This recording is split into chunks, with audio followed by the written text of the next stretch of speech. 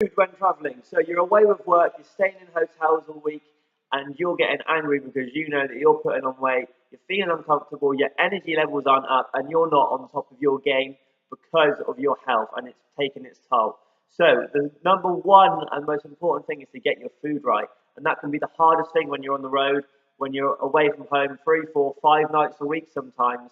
The last thing you can think about and get prepared with is food, but it should be the first thing that you're focused on. So here's just one simple tip that you can get more focus on food with and start making changes that get you results. Plan ahead. I don't mean the typical food prep, Tupperware, take it with you. That's not realistic for you guys that are on the road.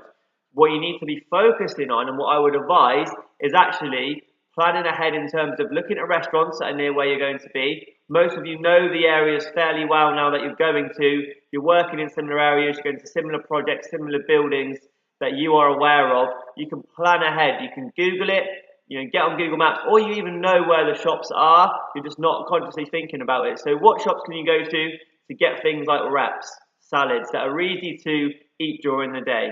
What restaurants can you go to in the evening? So if you're staying at Premier Inns, staying at travel lodges, often the food isn't the best, and it's tied to typical pub food, pub grub, comfort food that's going to give you extra calories that you don't need, and it's going to be full of processed foods that aren't going to give you the right energy for you to be on the top of your game every day. So what can you do to prepare ahead? Look ahead at the restaurants, look at the menu, make the decision before you get in there, and also make the decision to control what you're drinking with that meal, so that you're not sucked into having a whole bottle of wine or 2 large glasses of wine with that meal just because there's a special offer on.